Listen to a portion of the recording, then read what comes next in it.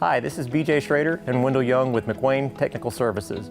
We're going to show you how to cut pipe using the rigid 14-inch abrasive cutoff machine, more commonly known as a chop saw. Before we begin, remember, always use your personal protective equipment: helmet, gloves, glasses, ear protection, and steel toe boots. All right, Wendell, let's give it a go.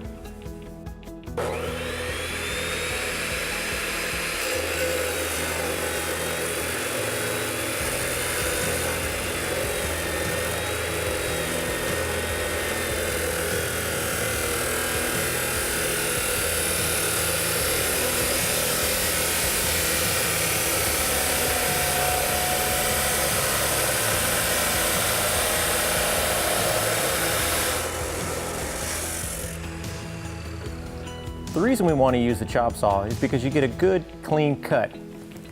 A good, clean cut ensures that you'll have a proper seal against the center stop of the gasket.